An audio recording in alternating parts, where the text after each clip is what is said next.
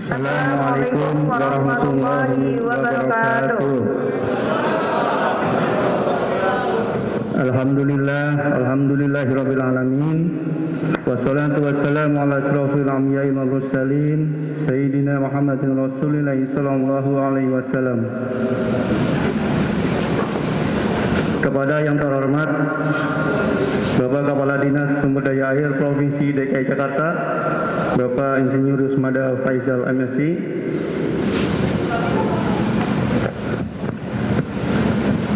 kepada yang terhormat jajaran DPP Korpri Provinsi DKI Jakarta, kepada yang terhormat para pejabat eselon 3 dan eselon 4 Dinas Sumber Daya Air Provinsi DKI Jakarta, kepada yang terhormat Ilmu Karom Kiai Haji Anas Kurdi MAG, dan juga para hadirin kaum muslimin dan muslimat yang berbahagia.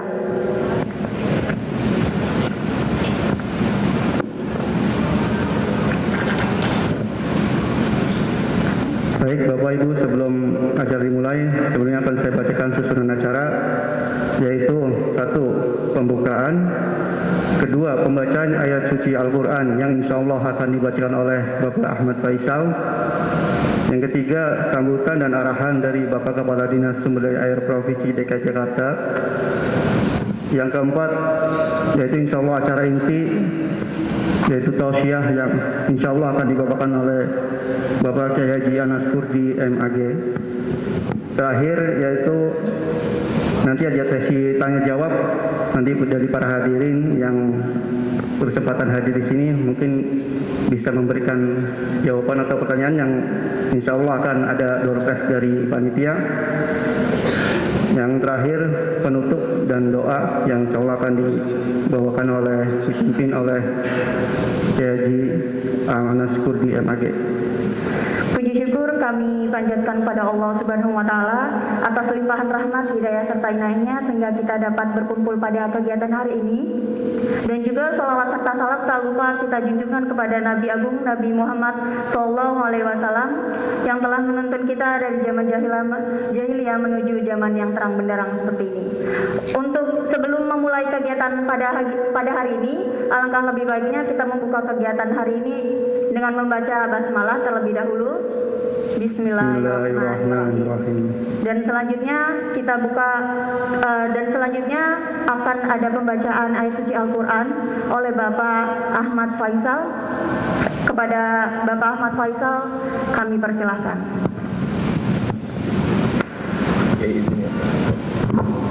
Assalamualaikum warahmatullahi wabarakatuh.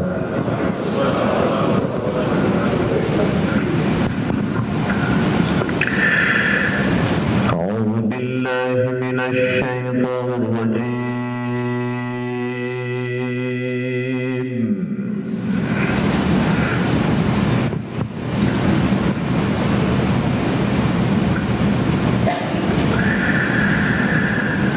بسم الله الرحمن الرحيم.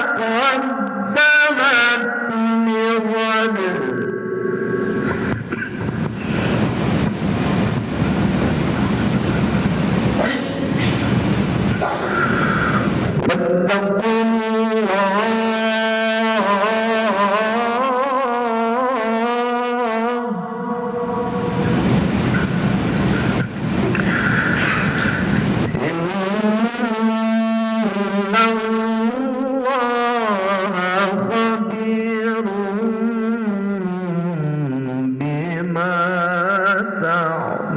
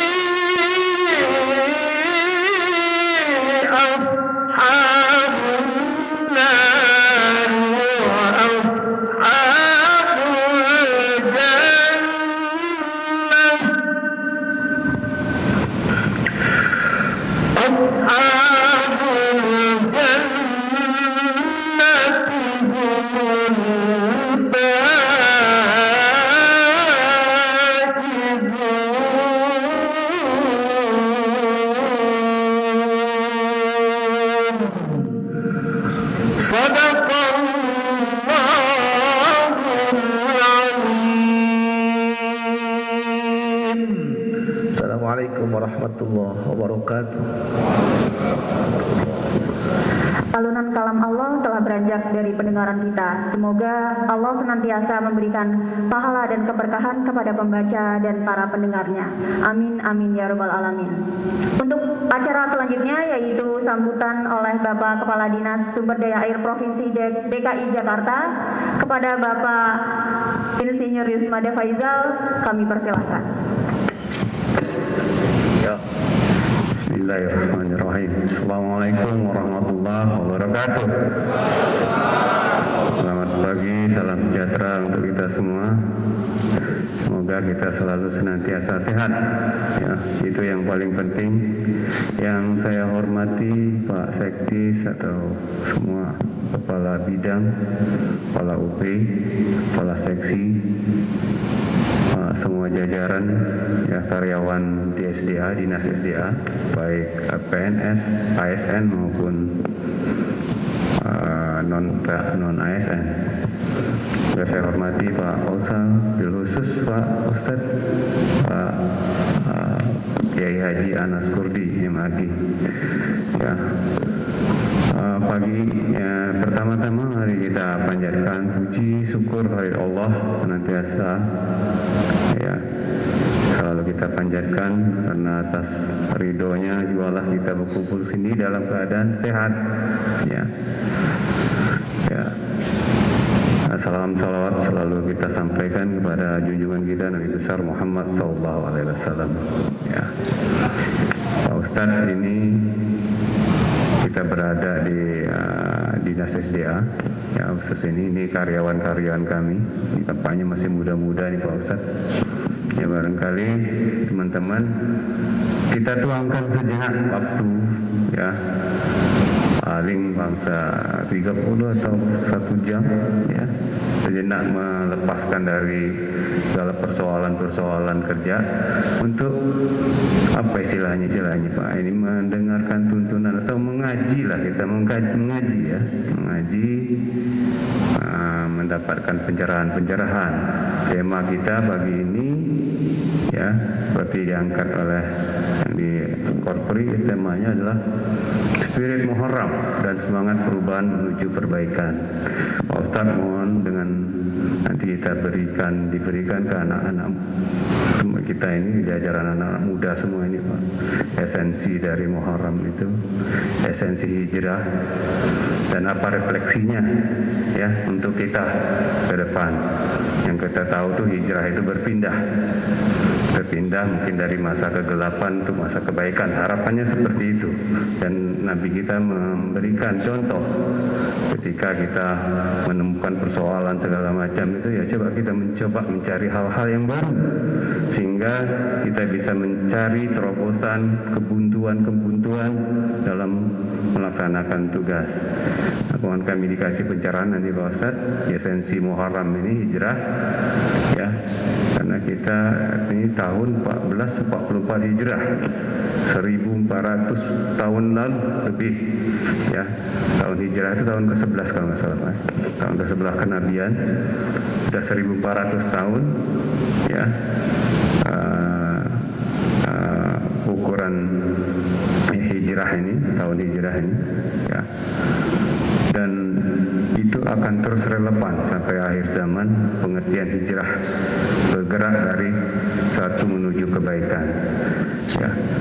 Ya, rekan-rekan semua, ya, mari kita sama-sama menyimak, ya, sejenak itu mendapatkan pencerahan, kita tanamkan, mudah-mudahan kita dapat pengetahuan, pemahaman, dan paling penting nanti diamalkan. Barangkali itu Pak Ustadz, ya. Lebih dan kurang kami mohon maaf. Assalamualaikum warahmatullahi wabarakatuh.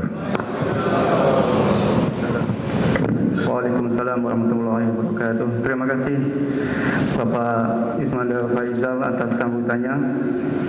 Baiklah para hadirin kaum muslimin wal muslimat, tibalah pada acara inti, yaitu tausiah keagamaan yang akan dibawakan oleh Kiai Haji Anas Kurdi MAG. Kepada Pak Kiai, waktu dan tempat kami persilakan. Allahumma sholli ala sayyidina Muhammad.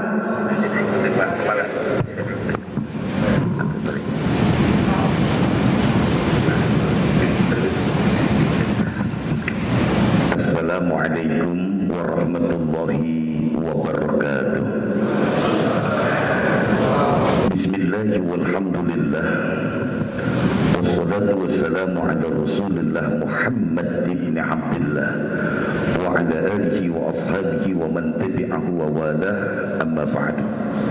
Faqad qala Allah Ta'ala fi kitabihil karim, a'udzu billahi minasy syaithanir rajim, bismillahir rahmanir rahim, wa id ta'azzana rabbukum la in syakartum la azidannakum wa la in kafartum inna 'adzabi lasyadid. Wa qala an-nabi sallallahu alaihi wa alihi wasallam, man lam yashkurin nasa lam yashkurillah, atau kama qala an-nabi sallallahu alaihi wa alihi wasallam. Yang sama-sama kita muliakan Bapak Kepala Dinas Sumber Daya Air, Bapak Insinyur Haji Yusmada.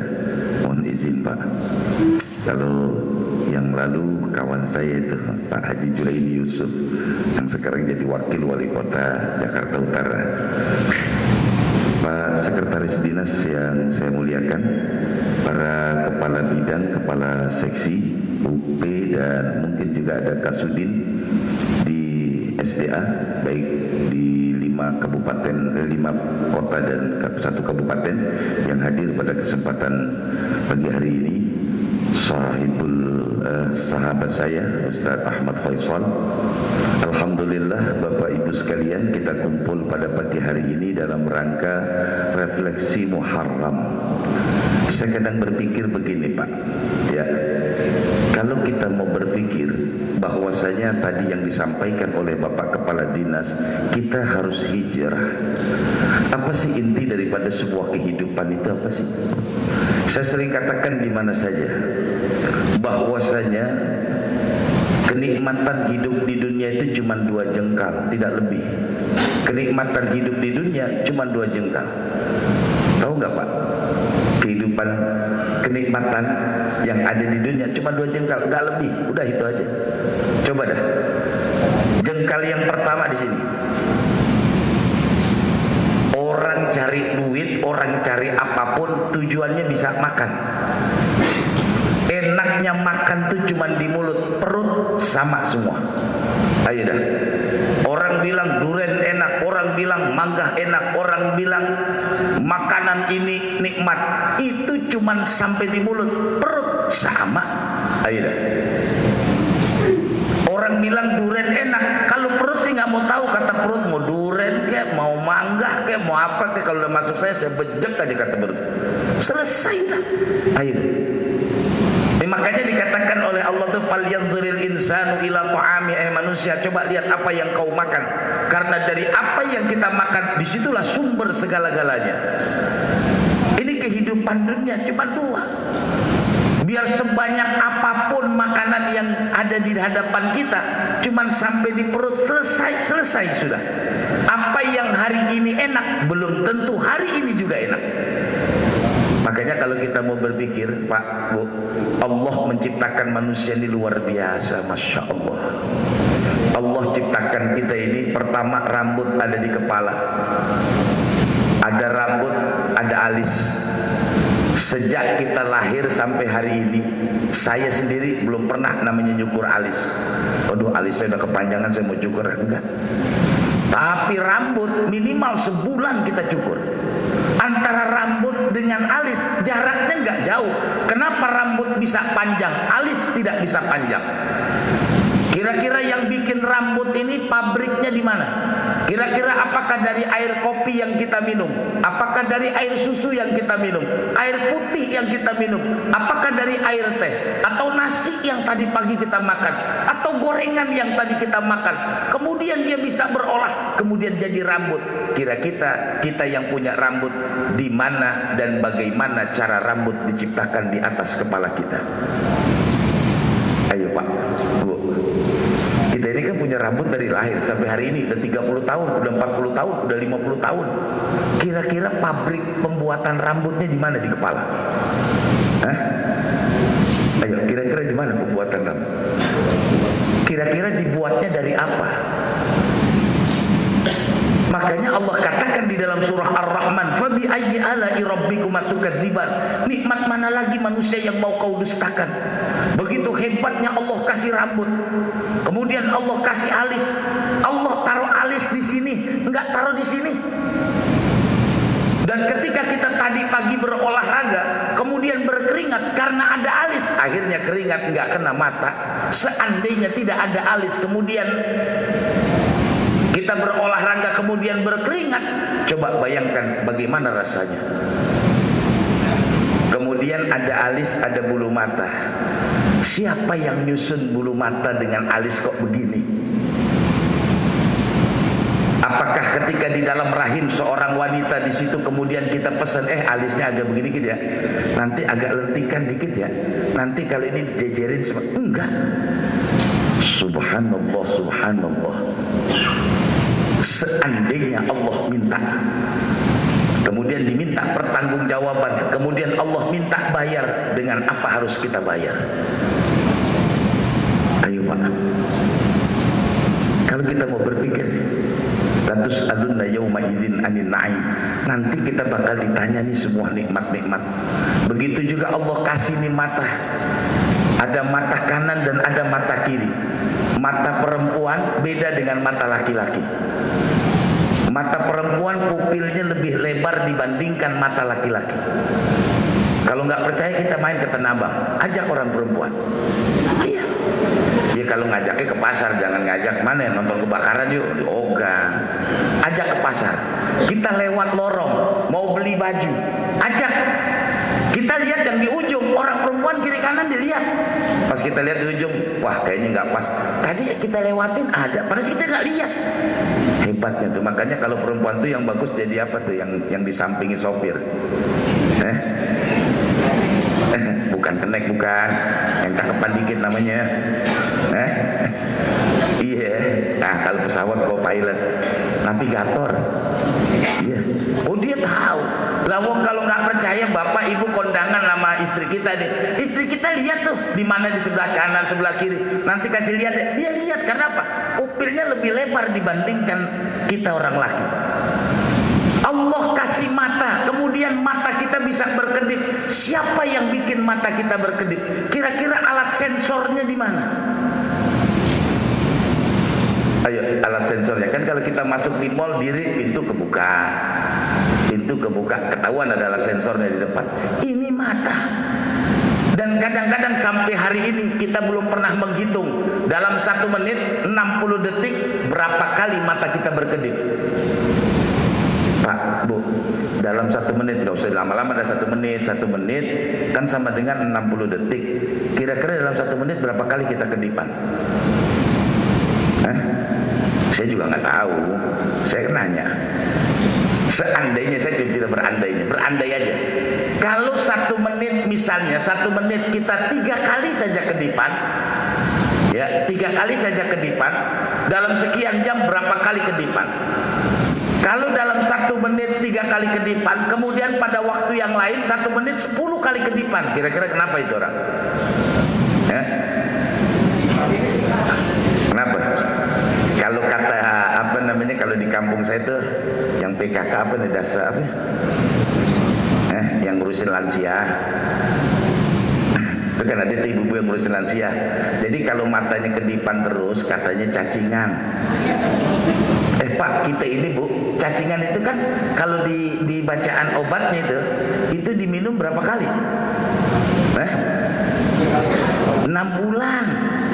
6 bulan sekali. Nah, Bapak Ibu udah berapa tahun kagak minum obat cacing? Kira-kira cacingnya gedenya sampai itu? Jangan lihat perut saya emang gemuk udah.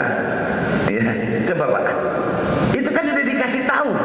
Obat cacing minum setahun ya minimal ya sekali atau 2 kali per 6 bulan. Sampai hari ini udah 5 tahun nggak minum. Kira-kira cacingnya gedenya sampai itu? Masya Allah. Allah kasih kita mata, kemudian Allah kasih kita hidung dengan 2 lubang kanan dan kiri dengan beda fungsi. Yang kanan hawa dingin, yang kiri hawa panas. Kalau suhu panas kita sedang tinggi, maka lebih banyaklah kita dengan lubang yang sebelah kiri supaya asupan hawa dingin itu maksimal masuk ke dalam tubuh kita. Kalau badan kita sedang menggigil kedinginan, maka usahakan lebih banyak memasukkan udara panas dalam tubuh kita biar berimbang. Subhanallah. Tadi saya kesini memang naik motor biasa, ngisi di apa namanya, apa yang sebelah situ terus dekat perumahan, karena pengajian bulanan biasanya. Itu Masya Allah, di hidung kita tadi berapa debu yang terisap. Dan hebatnya lagi, ketika hidung kita ini sudah diberikan oleh Allah, ada cairan yang menghancurkan kuman. Contoh gampang begini dah, Bapak Ibu punya kasur di rumah kan? Nah, kira-kira kasur kita itu dijemur seminggu berapa kali? Bapak punya kasur nggak? Nah, dijemur seminggu berapa kali? Oh, sejak beli nggak pernah jemur, Ustaz. Lu kalau kasur nggak pernah dijemur, kira-kira kumannya berapa banyak? Kemudian kita tidur, kemudian dalam tidur kita menghisap kuman masuk ke dalam tubuh kita, numpuk di paru-paru kita. Saya yakin umur kita nggak mungkin sampai hari ini. Mungkin 1, 2, 3, 4 jam sudah kembali menghadap kepada Allah. Begitu hebatnya Allah memberikan kita ada hidung, kemudian diberi bulu hidung, kemudian diberikan cairan, diberikan lagi cairan untuk menghancurkan kuman supaya mati ketika masuk ke dalam tubuh kita. Seandainya malaikat nagih kepada kita dengan nota, berapa harus kita bayar? Fabi ayyi ala'i rabbikuma tukadziban, kata Allah. Nikmat mana lagi yang mau kau dustakan? Ini renungan kita pertama sebagai refleksi. Tadi Kepala Dinas bilang semacam itu sebagai refleksi. Lihat dulu, kita lihat diri kita. Man arafa nafsahu faqad arafa rabbah. Orang yang tahu dirinya pasti dia bakal tahu Tuhannya. Masya Allah, otak kita ini gak seberapa besar, tapi berapa banyak. Bapak yang sering lihat Kali Ciliwung itu Masya Allah, ketika sekali lihat kemudian kerekam masuk di otak. Untung gak kebanjiran di Kali Ciliwung. Di otak kita masuk, Pak. Kemudian kita lihat Monas, kemudian kita pejamkan mata, masuk di otak kita. Monas masuk, Kali Ciliwung masuk, Kali Cideng masuk, semuanya masuk. Subhanallah, siapa yang bikin otak? Ada otak kanan, ada otak kiri. Masya Allah, seandainya Allah minta bayar, berapa Pak harus kita bayar, Bu? Ini sebagai renungan pertama refleksi. Ayo kita berpikir, Pak. Masya Allah. Siapa Pak Kepala? Nah, ini yang saya pengen berpikir pertama kali, kita berpikir di situ. Kalau kita sudah tahu jati diri kita, insya Allah kita tahu Tuhan kita. Masya Allah, kehidupan kita ini kan, makanya saya bilang kenikmatan dunia itu cuma 2 jengkal. Jengkal yang pertama di sini. Sehebat apapun orang, yang penting bisa makan. Coba kalau seandainya Allah ciptakan makanan kemudian gak bisa kita makan, dan Allah ciptakan gigi ini cukup bagus, luar biasa. Yang besar ditaruh di samping, yang taring ditaruh di depan. Bisa bayangkan gak Pak, seandainya gigi yang digeraham di sini ditaruh di depan? Ayo dah. Subhanallah. Begitu susunannya cakep, indah, luar biasa. Lidah yang ada di mulut kita, di sini merasakan pedas, di sini merasakan asam, di sini merasakan manis. Masya Allah, salah meletakkan saja akan hilang rasanya. Kemudian kita makan nih, misalnya kita makan apa nih? Kita makan jeruk, masuk ke dalam mulut, dikunyah, kemudian masuk ke dalam perut. Perut tahu ini jeruk, ada vitamin C-nya sekian. Dan terkadang ada di antara kita ini yang malam minum obat. Kalau nggak kolesterol, dia minum obat darah tinggi. Kalau nggak darah tinggi, asam urat. Kalau kita minum sekaligus obat darah tinggi, obat asam urat, kemudian obat kolesterol, hebatnya perut.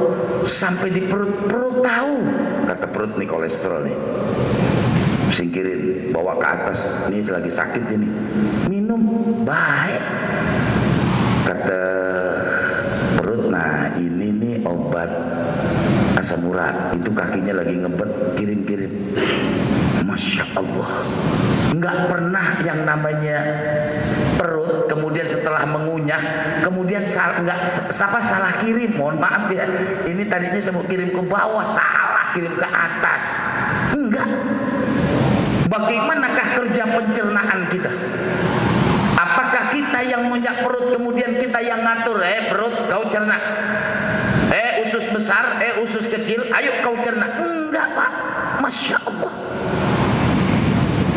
Nanti konteksnya di mana? Konteksnya Allah cuma minta supaya kita apa? Wa ma khalaqtul jinna wal insa illa liya'budun. Hanya cuma suruh beribadah kepada Allah. Pak, Bu, usia kita ini nggak panjang. Usia kita ini nggak panjang. Kadang-kadang ada orang kehidupannya hanya mencari dunia, dia lupakan bahwa nanti ada akhir perjalanan hidup kita. Saya kadang-kadang ngajak merenung begini, Pak. Bu, hari ini kita kerja, hari ini kita cari nafkah, kemudian semua buat anak-anak kita. Seandainya yang kita cari kemudian tidak bisa kita nikmati, apalah artinya yang kita cari? Ayo Pak, ayo Bu, coba deh. Seandainya hari ini yang kita cari kemudian tidak bisa kita nikmati, apa yang mau kita cari? Orang siap, dia beli berbagai macam kemewahan-kemewahan dunia, tetapi berapa banyak orang tidak bisa menikmati. Biar kata mobil kita 5, yang kita bawa ke kantor 1. Nggak mungkin 5-5-nya kita bawa. Jam 6 berangkat, bawa mobil yang 1, balik lagi ke rumah, bawa lagi 1, kumpul di sini 5, pas jam 4 pulangin lagi. Lah kapan mau ngantornya? Lah kadang mobil mewah yang dipakai mobil yang sederhana. Lah teman saya ada mobilnya, mobil semua dia punya dah. Ya, mobil mewah dia punya. Ke kantor naik mobil yang sederhana. Kenapa nggak gini? Boros Ustaz. Nah, kenapa beli? Pajangan. Buat pajangan doang. Makanya kadang-kadang saya bilang begini Pak Bu, bedanya orang punya duit sama orang nggak punya duit kelihatan. Orang tuh kalau punya duit biasanya habis makan cerita, itu orang punya duit. Makan soto tuh di Cideng, soto Betawi enak banget, itu orang punya duit. Tapi kalau orang yang nggak punya duit cerita aja, tenang aja urusan beres, gua ajak makan. Udah 6 bulan bikin hari nggak jadi. Bedanya di situ doang. Cuman ada kelebihan, ada kekurangan. Kekurangan orang yang punya duit, kadang-kadang orang yang punya duit bisa beli makanan apa saja, tapi belum tentu bisa makan apa aja. Orang duitnya banyak, apa aja bisa dibeli, tapi belum tentu bisa makan apa aja. Duren bisa dibeli, belum tentu dia bisa makan duren. Tapi orang yang nggak punya duit kebalikan, makan apa aja bisa. Saya nggak nyangka bilang begitu. Pokoknya orang yang nggak punya duit makan apa aja bisa. Iya, apa aja dah.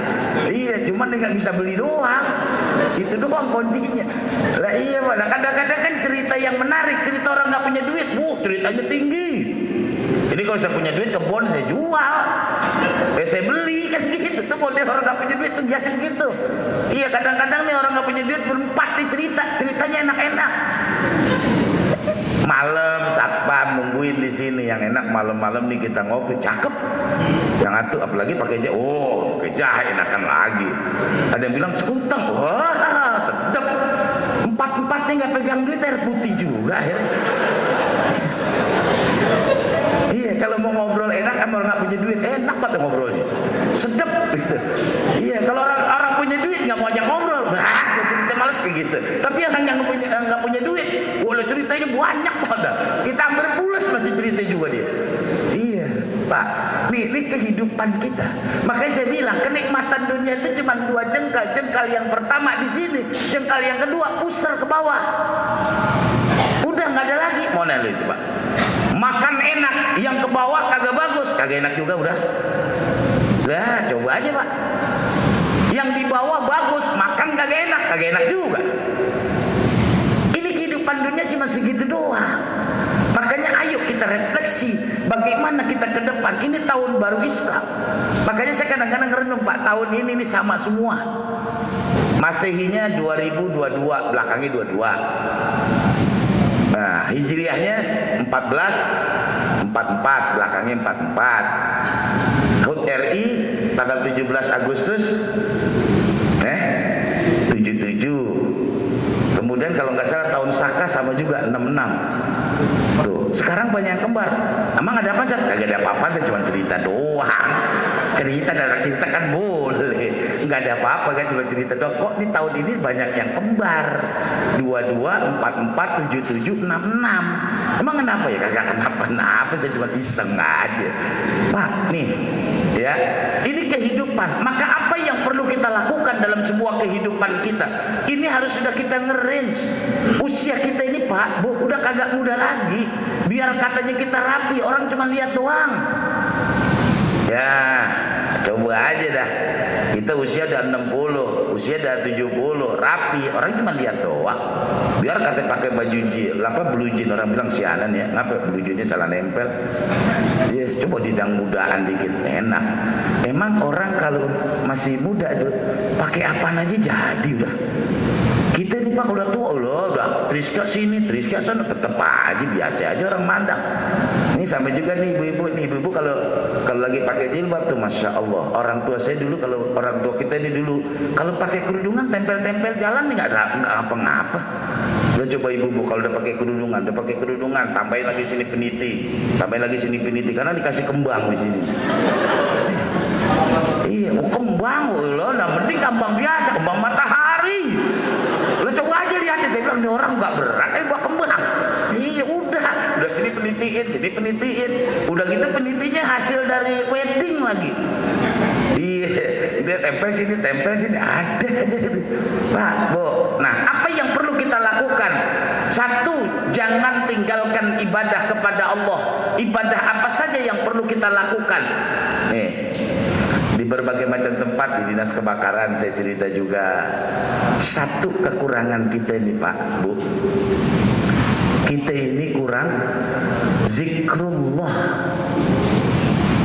Makanya saya sering katakan begini, Bapak Ibu sekalian nih, usia kita udah berapa, kemudian sudah sampai hari ini, sudahkah kita bermimpi berjumpa dengan Rasulullah? Pak, Bapak udah mimpi ketemu Rasulullah belum? Ibu sudah belum? Usia kita sampai hari ini kenapa kok nggak bisa ketemu? Yang saya khawatirkan, Rasul ogah ketemu kita. Kalau di dunia saja Rasul nggak mau diketemuin, apalagi nanti di akhirat. Impian kita umat Islam hanya bisa bermimpi berjumpa dengan Rasulullah. Makanya nanti Oktober saya mau berangkat umrah. Sudah 2 tahun nggak berangkat umrah, rindu.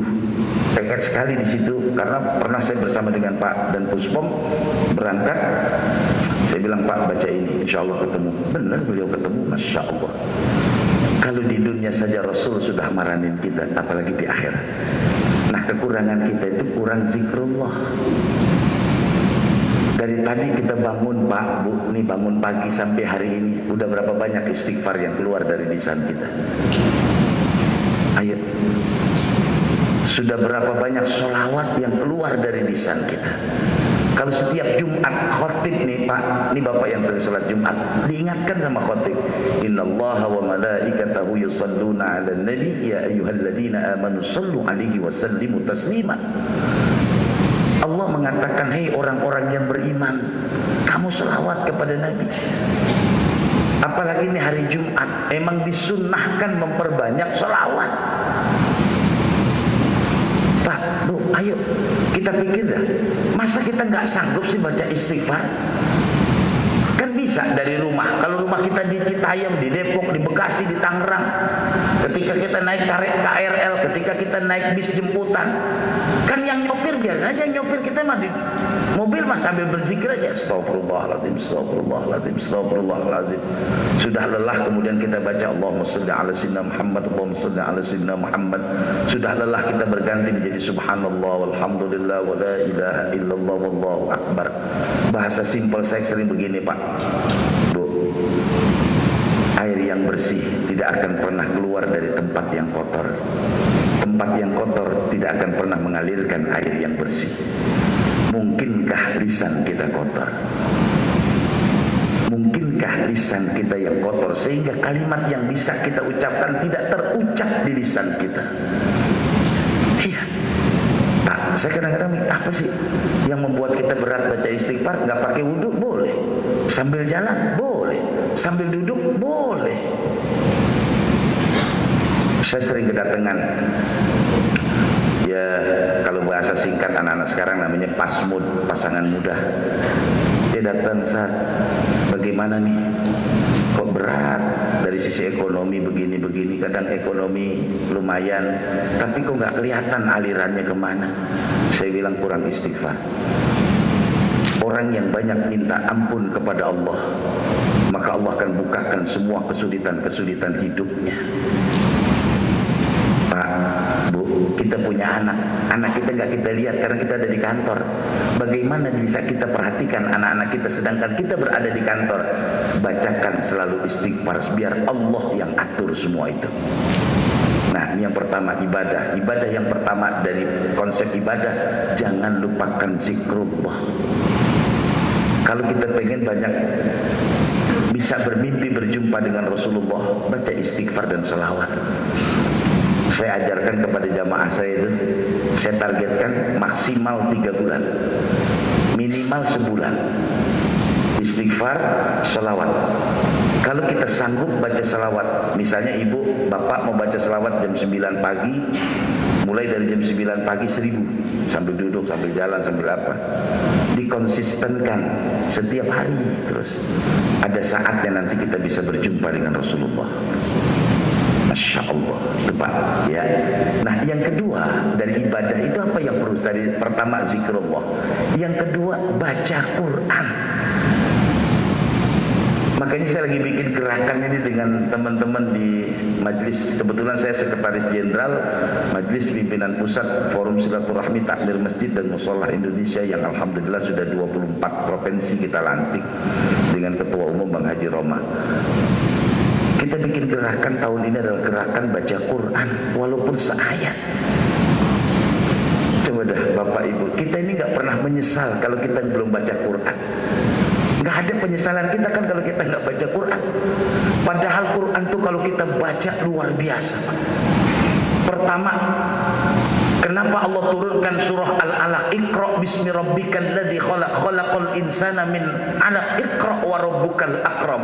Bacalah dengan Allah yang menciptakan manusia. Kayak tadi itu konsep, ayo Pak, bagaimanakah sperma bertemu dengan ovum di dalam rahim seorang wanita kemudian jadi manusia?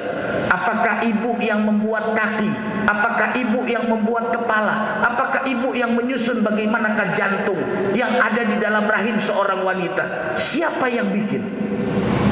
Dan bagaimanakah proses kepala, kaki, tangan, jantung dan organ tubuh bisa tercipta di dalam rahim seorang wanita? Tanya kepada ibu. Sampai hari ini ibu pun tidak pernah tahu. Masya Allah. Dan ketika saatnya dia keluar, makanya sering dibuat joke lelucon begini, masuknya 3 on, keluarnya 3 kilo. Oh, Bapak, masuknya 3 on, keluarnya 3 kilo. Coba ada, udah 9 bulan 3 kilo keluarnya, padahal masuknya cuma 3 on. Ya, biar ngerti yang nyambung ngerti. Iya, masuknya 3 on, keluarnya 3 kilo. Udah banget anaknya. Pak, Masya Allah. Wahadainahun najdain, kata Allah. Aku berikan petunjuk kepada bayi supaya dia bisa keluar. Masya Allah. Nah, kemudian setelah di dalam surah Al-Quran yang sekarang kita pegang, surah yang pertama Fatihah, yang kedua Al-Baqarah, yang ketiga Ali Imran. Ini bukan gak punya makna. Surah Al-Fatihah pembuka. Apapun yang mau kita lakukan, ayo kita buka. Buka mata kita, buka pikiran kita, buka telinga kita. Kemudian yang kedua Suratul Baqarah. Kenapa Suratul Baqarah? Sapi betina. Allah menciptakan makhluk dengan 3 kategori. Pertama, Allah ciptakan makhluk ada otaknya, gak punya akal, gak punya nafsu, malaikat. Yang kedua, Allah ciptakan makhluk ada otaknya tapi nggak punya akal, tapi punya nafsu, binatang. Otaknya ada, binatang kan otaknya ada. Buktinya kita makan otak-otak ikan tenggiri. Iya, bahkan kalau di mangga besar ada yang makan otak monyet. Kalau di mangga besar, iya, ada otaknya, tapi nggak punya akal, tapi punya nafsu, binatang. Kadang-kadang kita lagi ngobrol berempat di bawah, tuh kucing dikawin aja, dia nggak pikir-pikir. Yang yang betinanya nggak ngomong, bang jangan di sini bang, malu orang lagi kumpul, kagak, biasa aja. Kenapa? Kucing itu punya otak nggak punya akal, punya akal di ngumpet udah, bang jangan sini bang, malu, gitu. Enggak, biasa aja. Kita timpuk bikin seru, iya, bisa bikinan jadi, gitu. Kenapa? Karena dia punya otak nggak punya akal. Dari dulu sampai hari ini sapi itu makannya rumput. Kalau sapi punya akal dia mikir, kenapa saya harus makan rumput? Mendingan saya pesan pizza pakai GoFood, beres sudah. Enggak. Dan sapi ini karena mohon maaf nih, mungkin karena kebanyakan dirawat di Jawa, jadi bisa bahasa Jawa. Mo. Ini rumput nih, tapi makan juga dia. Kalau mungkin dirawat di Betawi deh, ngomongnya gak dia, balik kata dia. Pak nih, Allah ciptakan, bayangkan tuh, sapi ada otaknya gak punya akal. Kalau nggak percaya kita main ke kandang sapi, bawa dah rumput seikat sama emas 100 gram. Kira-kira sapi pilih mana? Ini ada rumput seikat, nah ini kemudian ada emas 100 gram. Kira-kira sapi pilih mana? Itu sapi yang beli emas. Ini sapi. Ya, sapi kita main ke kandang, bawa nih rumput satu ikat sama emas 100 gram, mana yang dipilih? Kalau sapi punya otak, dia bakal pilih daripada ngambil rumput seikat, mendingan ngambil emas, bawa ke toko emas, bisa dapat 1 truk. Karena dia punya otak, nggak punya akal, maka sapi tetap semacam itu. Itu makhluk yang kedua. Makhluk yang ketiga yang Allah ciptakan, otaknya ada, akalnya ada, nafsunya ada, kita ini. Makanya Allah katakan, kalau manusia terbawa hawa nafsunya, maka kata Allah, kal an'am, bagaikan binatang, balhum adallu, bahkan lebih sesat daripada binatang. Makanya surah yang pertama Al-Fatihah, yang kedua Al-Baqarah, yang ketiga Ali Imran. Sifat-sifat kebinatangan manusia akan termanage dengan baik kalau udah nikah. Pak, Bu, kita kalau udah nikah udah lihat orang cakep cuma lihat doang. Oh, ada orang cakep sama di rumah. Ibu lihat orang ganteng sama yang di rumah. Cuman yang di rumah kan beda tahun pembuatan. Yang kita lihat kan tahun 2022. Yang di rumah tahun 73. Beda. Tapi kan fungsinya sama. Emang kalau yang tahun 73 tuh bodinya lain. Iya, kita taruh di luar, orang senderin enggak? Oh, orang senderin, nah coba aja mobil Corolla 73. Enggak ada yang mau senderin, enggak ada. Coba mobil Avanza sekarang senderin, penyok. Tuh, Pak, coba kalau kita lihat. Bedanya apa sih? Sama juga, udah sama-sama semua. Ya, emang kalau yang di rumah tuh emang agak ini dah. Kalau namanya mobil tahun 73 kan kabulator. Kabulator tuh nggak boleh nempel dikit, ngedet. Berebet, longgar, nggak jalan. Iya, giliran turun remnya nggak pakem.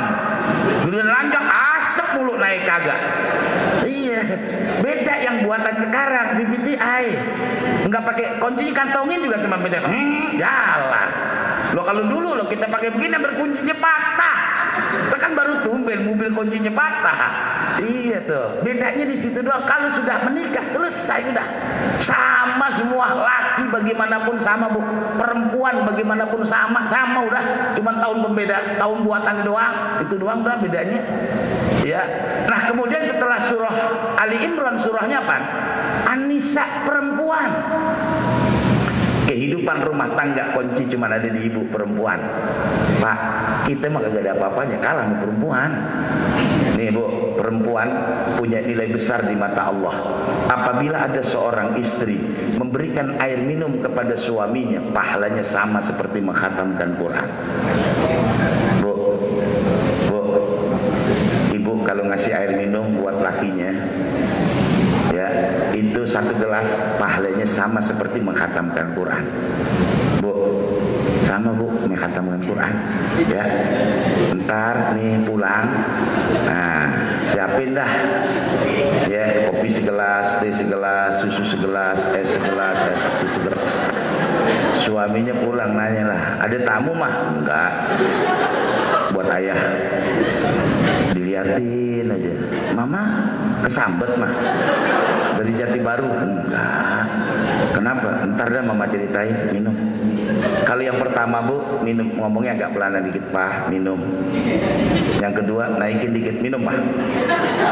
Yang ketiga, naikin dikit, minum nggak? Yang Pak, minum Pak. Habis 5 gelas, mending gelas segini, gelas muk, yang gede. Wah, habis minum lakinya senderan udah. Aduh, ada apa sih Ma? Aduh, Ma, ngapa? Begini, tadi pagi di kantor ada pengajian. Apabila ada seorang istri memberikan air minum kepada suaminya, maka pahalanya sama seperti mengkhatamkan Quran. Alhamdulillah, maghrib ini Mama sudah 5 kali khatam. Ya.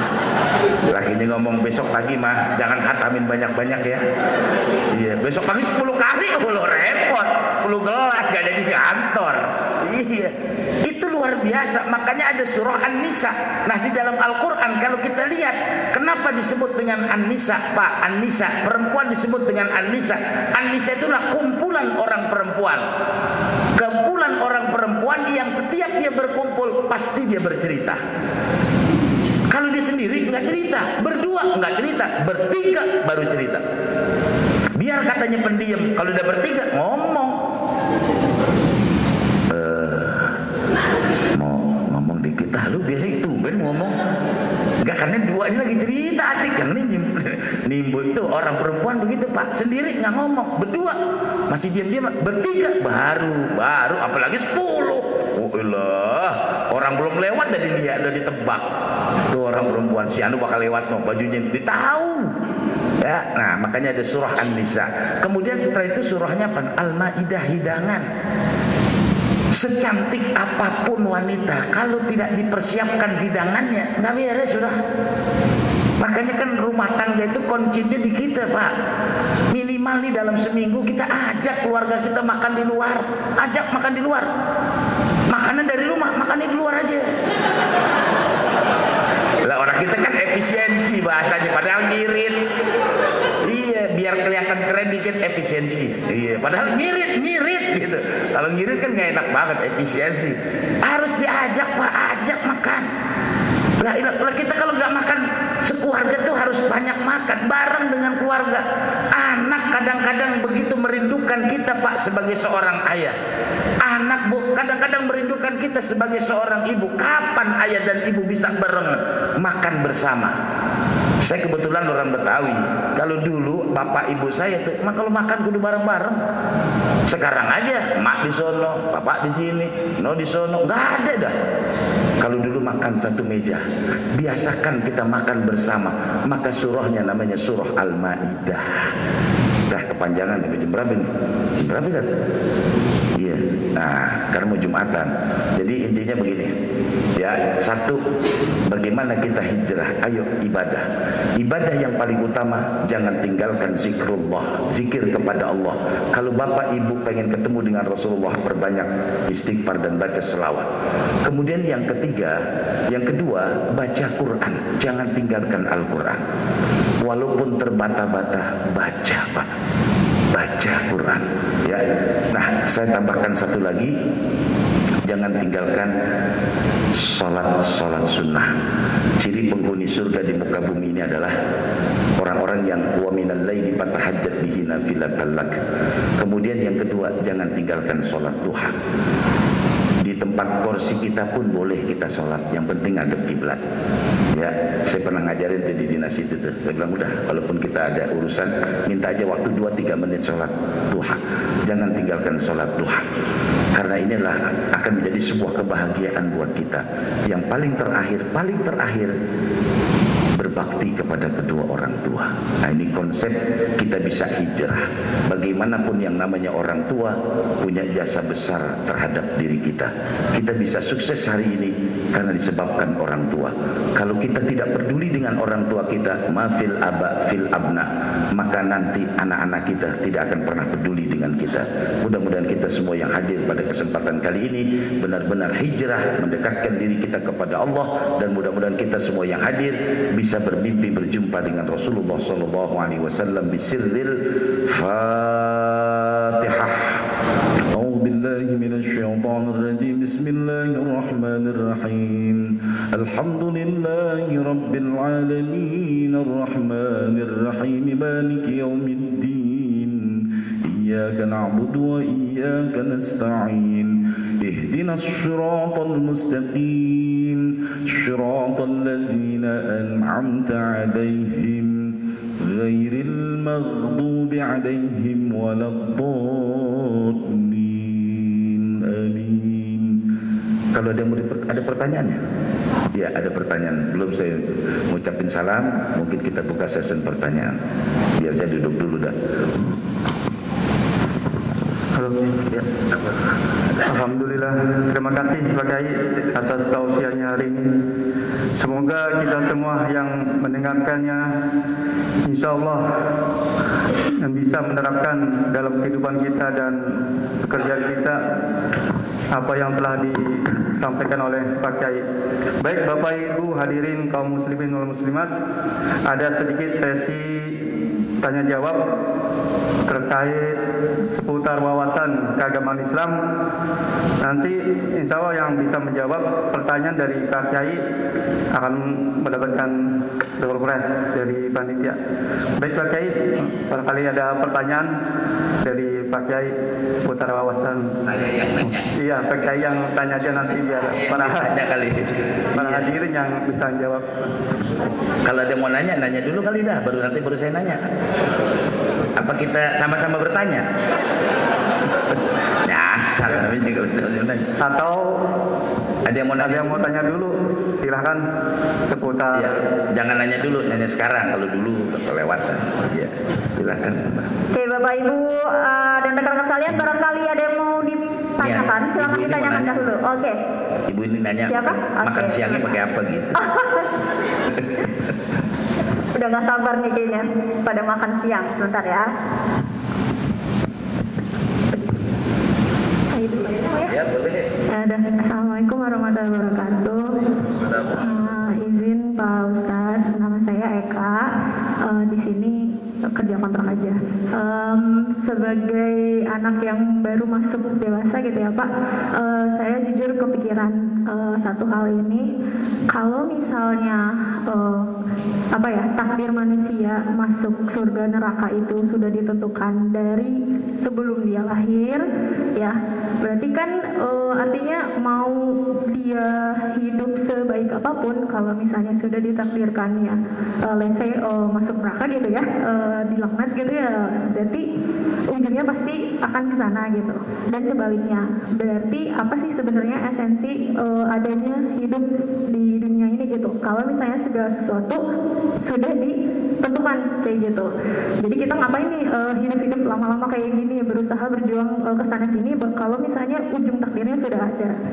Terus yang kedua, sebagai generasi milenial gitu ya, yang hidup sekarang kan banyak disrupsi informasi, maksudnya dari sosial media dan lain sebagainya. Hal-hal yang sudah sudah kata Allah tidak boleh gitu ya di Al-Quran. Misalnya contohnya kayak perempuan yang laki-laki yang menyerupai perempuan atau sebaliknya perempuan menyerupai laki-laki, itu kan sesuatu yang harus ditolak ya, kita tidak boleh mengiyakan. Tapi di kehidupan sekarang hal-hal seperti itu tuh justru dipertontonkan kayak gitu. Nah, gimana sikap kita sebagai seorang muslim gitu ya menghadapi hal-hal yang seperti itu gitu? Apakah cukup dengan menolak dalam hati saja, karena kan itu jadi sesuatu yang ada di keseharian gitu ya, jadi makin lama mungkin kita juga makin menerima gitu. Nah, menurut Pak Ustadz seperti apa kita? Terima kasih. Assalamualaikum warahmatullahi wabarakatuh. Assalamualaikum. Satu, takdir itu sengaja Allah umpet. Wa ma tadri nafsum Mada taksibu goda, apa yang dikerjakan oleh kita nanti saja kita nggak tahu. Takdir antara qada dan qadar, baik dan buruknya Allah yang catat, tapi kan kita nggak tahu. Makanya dikatakan oleh Allah, wa ma khalaqtul jinna wal insa illa liya'budun. Konsep kehidupan kita ibadah. Soal nanti surga dan neraka bukan urusan kita, urusan Allah. Kalau kita beribadah, yakinlah pasti surga tempatnya. Jadi nggak usah, wah udah ketahuan saya masuk neraka, jadi nggak usah ibadah. Nggak bisa. Berbuat, karena setiap perbuatan pasti akan ada balasannya. Udah ntar juga kalau misalnya kenyang-kenyang, nggak bisa. Harus berangkat, beli dulu, masukin dulu, kunyah dulu, baru terasa perutnya kenyang. Artinya bahwa Allah menciptakan surga dan neraka sebagai motivasi. Kalau manusia melakukan apa yang diperintahkan oleh Allah, Allah berikan dia surga. Tapi ketika manusia jauh dari apa yang diperintahkan oleh Allah, siap-siap masuk ke dalam neraka. Ya, jadi bukan berarti ada qadar, ada qada dan qadar masuk neraka kemudian dia bersikap pasif, tidak mau melakukan apapun. Nah, apa yang kita lakukan di muka bumi ini kebaikan, yakinlah akan ada balasan yang terbaik yang Allah berikan. Nah, kemudian memang Allah menciptakan makhluk di muka bumi ini cuma dua, laki dan perempuan, nggak ada yang di tengah-tengah. Ya, kalau di dalam kitab fikih berbicara terkait dengan khunsa, yaitu bencong atau banci, itu adalah orang yang memiliki dua alat kelamin. Dia lahir dengan dua alat kelamin, kelamin laki-laki dan kelamin perempuan. Kalau di dalam ilmu fikih dikatakan bahwa kalau orang mempunyai dua alat kelamin perempuan, laki dan perempuan, kemudian dua-duanya keluar air seni, maka dikatakan khunsa muskil. Bagaimana mengukurnya? Ini dalam kitab. Kalau dalam kitab mengukurnya takar air kencingnya. Mana yang lebih banyak? Kalau banyakkan perempuan, perempuan. Kalau banyakkan laki, maka laki. Itu kalau dalam konsep fikihnya. Kalau misalnya dia seorang laki-laki tapi bergaya seperti perempuan, Nabi mengatakan la'anallahu al-mutasyabbihina bir-nisa wal mutasyabbihati bir-rijal. Allah melaknat laki-laki yang bergaya seperti wanita dan Allah melaknat wanita yang bergaya seperti laki-laki. Bapak Ibu sekalian perhatikan aja. Kalau ada entertainer, pelawak dah kalau bahasa gampang, entertainer itu yang mereka mencari nafkah dengan gaya-gaya perempuan, lihat di ujungnya nggak ada yang didapetin semua. Kenapa? Karena itu hal yang dilarang oleh Allah.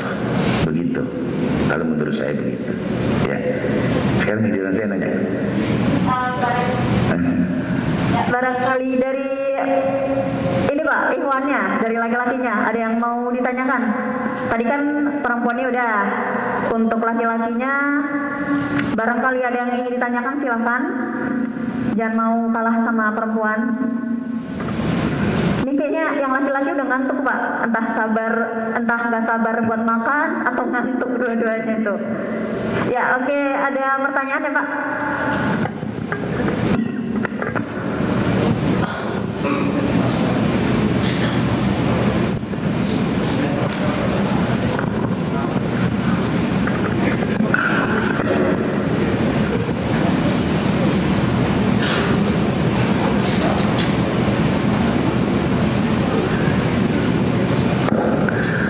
Assalamualaikum warahmatullahi wabarakatuh. Waalaikumsalam warahmatullahi wabarakatuh. Izin Pak Kiai, sesuai dengan yang tadi Pak Kiai sampaikan masalah sholat duha. Kalaupun sholat duha itu kan ada waktunya Pak, jam berapa, awal jam berapa, terakhir jam berapa, dan juga fadilahnya, faedahnya. Mungkin kalau kita disampaikan apa sih fadilahnya, manfaatnya, kita lebih bersemangat Pak untuk melaksanakan sholat duha itu. Kadang-kadang kita mau melaksanakan nggak tahu manfaatnya, timbullah jadi malas atau nggak semangat. Cuma mungkin pikirannya capek ulangan. Tapi kalau Pak Kiai sampaikan ada beberapa hal manfaat dari sholat duha itu, bisa teman-teman kita lebih bergairah untuk melaksanakan sholat duha tersebut. Itu aja Pak Kiai, terima kasih. Assalamualaikum warahmatullahi wabarakatuh. Waalaikumsalam warahmatullahi wabarakatuh. Satu, sholat duha itu kalau sekarang ini waktunya 6:30 karena syuruk itu jam 6 kurang. Nah, syuruk itu jam 6 kurang, taruhlah syuruk jam 6, maka 15 menit setelah syuruk. Nah, kurang lebih kalau hari ini 6:30 sudah bisa melaksanakan sholat duha. Menurut mazhab Imam Abu Hanifah, sholat duha itu berakhir menjelang zuhur. Menurut mazhab Imam Abu Hanifah dalam kitab Fiqhul Islam Mu'adillatu itu dijelaskan. Tapi menurut mazhab Imam Syafi'i jam 11 sudah berakhir waktu sholat duha. Ya, nah sholat duha waktu yang fadilah, waktu yang utama kapan? Antara jam 9 jam 10. Kenapa waktu jam 9 jam 10? Karena waktu ini manusia semua disibukkan dengan urusan dunia. Ya. Nah kemudian apa sih fadilahnya sholat duha? Kata Nabi, rakaatani minad duha khairum minad dunya wa ma fiha. 2 rakaat sholat duha lebih bagus daripada dunia dan isinya. Itu diantaranya. Nah kemudian apalagi fadilah daripada orang yang melaksanakan sholat duha? Yang jelas ampunan. Ya. Yang ketiga tadi itu dunia lebih bagus daripada dunia dan isinya. Yang kedua ampunan. Yang ketiga adalah Allah akan mempermudah semua urusan-urusan kita di dunia maupun di akhirat. Itu sholat duha, ya. Nah makanya kenapa Nabi tidak pernah meninggalkan sholat duha dan Nabi tidak meninggalkan sholat tahajud? Karena begitu besar. Kalau sholat tahajud itu di antara fadilahnya adalah satu, wa minal laili fatahajjat bihi nafilatan laka asa ayyab'atsaka rabbuka maqaman mahmuda. Allah akan berikan tempat yang terpuji. Yang kedua, Allah akan sembuhkan dia dari penyakit. Cuman nanti ada teorinya. Bagaimana sholat tahajud kita bisa menyembuhkan kita dari penyakit. Nah nanti kalau mau dibahas, itu dibahas di Balai Kota. Saya kan mengajar fikih tiap Senin. Itu saya bahas. Kalau kita mau terhindar dari stroke, maka lebih banyak berwudu dengan istinsyak, masukkan air ke hidung sampai ini berasa, insya Allah terhindar dari penyakit stroke. Sekolah aja berat, segerobak aja berat, apalagi stroke gitu. Gitu Pak. Ibu. Bapak cukup jelas ya. Oke. Terima kasih Pak. Untuk selanjutnya ada yang ingin bertanya lagi atau sudah cukup? Oh ada lagi, sebentar ya Pak. Ini ada satu lagi pertanyaan. Terakhir ya? Ya boleh. Pertama dan terakhir. Assalamualaikum warahmatullahi wabarakatuh. Waalaikumsalam warahmatullahi wabarakatuh. Pak Kiai, perkenalkan saya Sutisna dari UP4 SDA. Sedikit pertanyaan terhadap tema yang disuguhkan dalam kesempatan ini. Spirit Muharram dan semangat perubahan menuju kebaikan. Jadi mudah-mudahan dengan adanya kita seperti ini, semangat kita dalam menuju perubahan dalam kebaikan terus terjaga ya Pak Kiai. Cuma kalau mau curhat saya sendiri ini, kalau lagi kumpul-kumpul begini kayaknya semangatnya tinggi nih Pak Kiai. Ketika duduk hadir di sini gitu, kumpul dengan orang-orang baik, semangatnya tinggi untuk menuju kepada kebaikan itu. Tapi ketika keluar gitu dari perkumpulan ini, jadi kendor lagi itu semangatnya gitu. Nah ini minta tip-tipnya Pak Kiai supaya semangat ini, spirit ini terus terjaga gitu. Bukan hanya ketika kita berkumpul seperti ini, tapi juga ketika di luar dalam perkumpulan-perkumpulan seperti ini terus terjaga dalam menuju kebaikan. Terima kasih Pak Kiai. Assalamualaikum warahmatullahi wabarakatuh. Assalamualaikum warahmatullahi wabarakatuh. Bapak Ibu sekalian, duduknya kita hari ini 1 jam Ya, sebagian mengatakan julusuna sa'atan fi majlis ilmi ka'alfi raka'atin, bagaikan kita ibadah 1000 rakaat. Makanya kelihatannya nyaman, walaupun pulas juga kita ngantuk lah kita. Walaupun pikiran ke sono, pikiran ke sini, tapi udah dapat 1000 rakaat tuh. Itu yang pertama. Yang kedua, kenapa kok bisa menjadi semacam ini? Nazalat alaihimus sakinah, kata Allah, aku turunkan ketenangan. Kan kita duduk tenang-tenang aja, gak ada yang pikirin utang, karena gak ada yang nagih. Ntar keluar sini baru nagih, baru pikiran kita pusing. Ya. Ini kita udah dapat pahala seperti pahala 1000 rakaat. Yang kedua, Allah turunkan ketenangan dalam diri kita. Yang ketiga, jelas keluar dari sini semua dosa-dosa kita habis. Itulah hebatnya orang yang duduk di majelis yang ilmi. Nah, kenapa setelah kita bubar kemudian kok berbeda? Enggak semacam itu. Namanya kurang zikrullah gitu. Makanya nih, saya kasih tip. Satu, Bapak Ibu sekalian, biasakan keluar dari manapun, dari rumah, dari kantor, mau pergi, baca bismillahi tawakkaltu 'alallah wala haula wala quwata illa billah. Kalau seandainya ada kematian, dakhalal jannah wa min ahlil jannah. Yang kedua, ya, biasakan masuk ruangan-ruangan ngucapin salam, assalamualaikum. Kalau kita masuk ruangan baca assalamualaikum, maka jin-jin tidak akan pernah berani bertempat tinggal di tempat itu. Dan orang yang masuk ke dalam satu ruangan baca salam, maka bahwa dhaminun 'alallah, dia dapat jaminan dari Allah. Seandainya dia meninggal dunia, kayak kawan saya dulu Pak Seko di Jakarta Selatan, ya, udah berapa tahun yang lalu itu, dia meninggal di ruangan.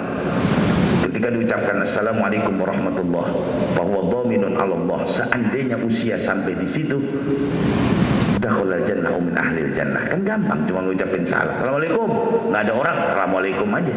Assalamualaikum, ada yang jawab, nggak ada orang kok ada yang jawab. Udah, biarin, keluar aja dulu dah. Iya, kan salam begini. Ada salam itu ngucapinnya sunnah, menjawabnya fardu kifayah. Tapi ada salam yang memang tidak wajib dijawab. Ketika kita sholat, assalamualaikum warahmatullahi wabarakatuh. Nanti yang samping nggak boleh, waalaikumsalam, nggak boleh. Ya. Nah, kemudian salam yang kedua yaitu salam ketika kita ke kuburan, assalamualaikum ya ahlal kubur. Itu tidak perlu dijawab. Kalau semuanya jawab, mati kita di situ dah. Iya, tadi saya kelewat karet pipa. Assalamualaikum, untuk waalaikumsalam Ustaz, nggak ada begitu. Ya, nah itu. Ya, jadi kenapa di sini kita tenang? Karena kita sudah dapat 1000 rakaat. Yang kedua dapat ampunan. Yang ketiga Allah kasih ketenangan. Bagaimana ini bisa stabil? Setelah kita selesai dari sini, jangan lepaskan zikrullah. Itu aja kuncinya. Ya, udah. Oke, terima kasih Pak Kiai atas penjelasannya. Untuk sesi tanya jawab dari peserta sudah cukup. Sekarang pertanyaan dari Pak Kiai ini Pak, untuk menguji pemahaman dari Bapak Ibu sekalian ataupun para hadirin yang telah mendengar tausiah Pak Kiai gitu. Nanti bisa ada 2 pertanyaan Pak. Berapa? 2 pertanyaan boleh. Terus habis itu insya Allah nanti akan ada door prize bagi yang beruntung gitu. Silakan Pak. Ya, pertanyaan saya yang pertama, ya, bagaimanakah konsep hijrah yang harus kita lakukan? Nah, saya minta penjelasan yang tadi sudah saya jelaskan. Yang pertama, apa yang saya sebutkan konsep untuk kita berhijrah agar lebih baik lagi. Nah, itu pertanyaan saya gitu. Apa tadi yang sudah saya ungkapkan, konsep hijrah yang pertama. Nah, itu ada menunjuk tangan tuh.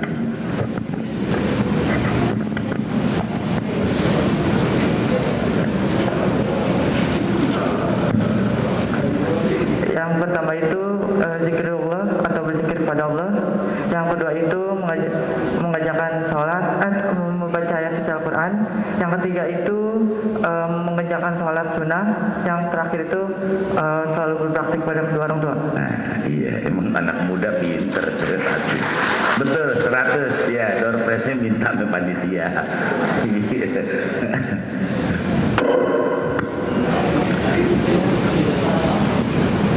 Nah, udah, ada lagi. Nah, pertanyaan berikutnya. Tadi ada susunan Al-Quran. Surah yang pertama kali Allah turunkan adalah nama surahnya apa? Nah, itu ada yang jawab juga. Oke. Yang tadi udah ya. biar buat yang lain. Izin Pak. Ya, ya.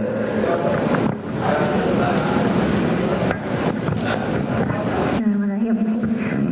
Surat yang pertama diturunkan Pak itu Al-Alaq ayat 1 sampai 5. Terus kalau surat susunan dalam Al-Quran yang pertama itu Al-Fatihah, yang kedua Baqarah, ketiga Ali Imran, keempat Al-Maidah, An-Nisa, terus kelima Maidah. Makasih Pak. Iya betul. Jadi surah yang pertama kali diturunkan adalah suratul Alaq. Iqra wa rabbukal akram. Ya. Oke, nanti untuk door prize atau hadiahnya bisa ke Mbak Neta atau selaku panitia di sini dari kepegawaian. Udah dua itu aja Pak. Kemudian ini Pak, selain pertanyaan dari tausiah hari ini, dari panitia juga akan memberikan satu pertanyaan terkait kepegawaian. Ini juga ada door prize lagi. Barangkali ada yang bisa jawab, nanti silakan tunjuk tangannya. Untuk pertanyaannya,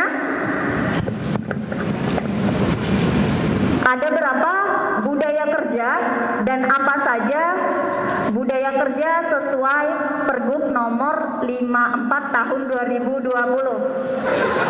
Ya, boro-boro. Yang paling cepat tunjuk tangan. Bisa langsung menjawab.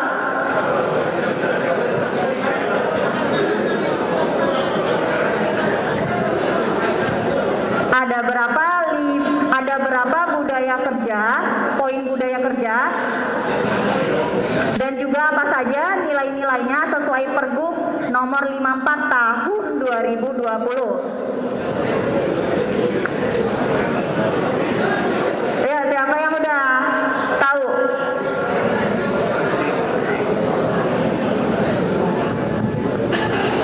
Ada yang mau jawab? Tapi nggak perlu melihat handphonenya. Oke, ada yang mau jawab nih. Jangan lihat HP-nya, nggak boleh. Ayo. Teman-temannya nanti bantu koreksi ya. Jangan dibantuin temannya. Ya ampun.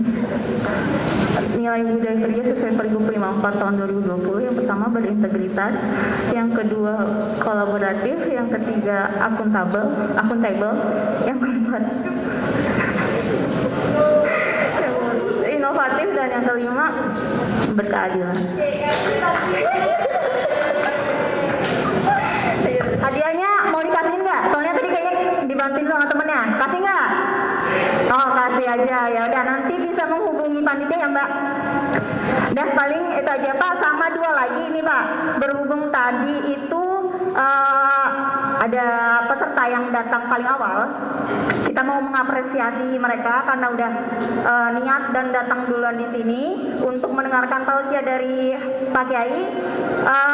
Yang merasa tadi laki-laki ataupun perempuan yang datang pertama bisa tunjuk tangan. Coba jangan ngaku-ngaku, yang merasa aja. Yang merasa datang pertama selain panitia ataupun penyelenggara ataupun dari pihak kepegawaian. Yang tadi datang pertama atau absen pertama.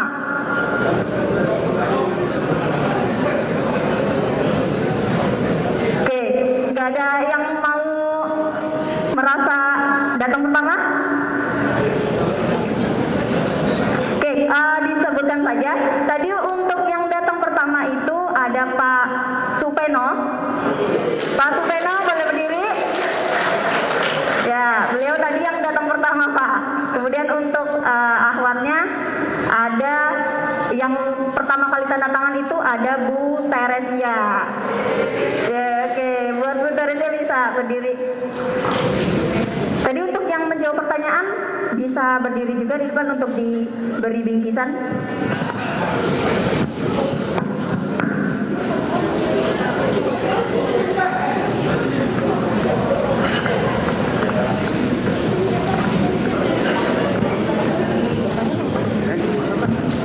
Mohon berkenan Pak Kiai untuk mengasih sama Pak Sekdis. Dong.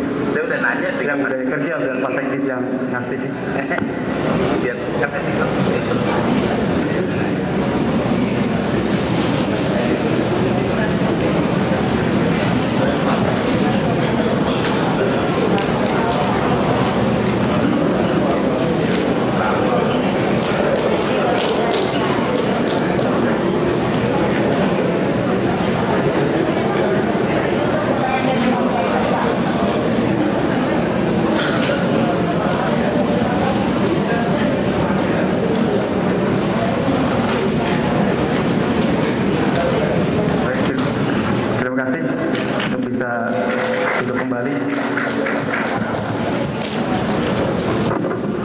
Baik, terima kasih para hadirin kaum muslimin dan muslimat.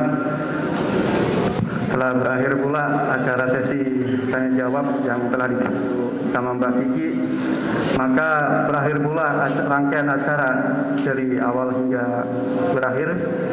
Namun sebelum ditutup, marilah kita sama-sama membacakan doa yang akan dipimpin oleh Pak Kiai. Mohon Pak Kiai. Mari sama-sama kita baca Al-Quran suratul Fatihah. Mudah-mudahan semua hajat dan keinginan kita dijabah oleh Allah Subhanahu wa taala, dan mudah-mudahan tahun baru ini membawa keberkahan buat kita dan keluarga kita semua. Allah limpahkan kita rezeki yang halal, yang banyak, yang barakah. Allah mudahkan semua urusan kita di dunia maupun di akhirat. Ala hazihi niyah wa ala kulli niyatin salihah wa ila hadratin nabi. Al-Fatihah. A'udzu billahi minasyaitonir rajim. Bismillahirrahmanirrahim. Alhamdulillahi rabbil alamin arrahmanir rahim maliki yaumiddin. Iyyaka na'budu wa iyyaka nasta'in. Ihdinas siratal mustaqim siratal ladzina an'amta 'alaihim ghairil 'alaihim waladdallin. Astaghfirullahal azim. Bismillahirrahmanirrahim. Alhamdulillahi rabbil alamin hamdan yuwafi wa yukafi mazida. Ya Rabbana lakal hamdu wa lakal syukru kama yanbaghi li jalali wajhikal azimi sultanik. Allahumma ja'al jam'ana hadha ya Allah jam'an marhuma wa tafarruqana min ba'dina tafarruqan ma'suma. Yassir lana umurana wa sahhil maqasidana waghfir dhunubana. Rabbana ighfir lana dhunubana wa liwalidayna warhamhuma kama rabbayana shighara.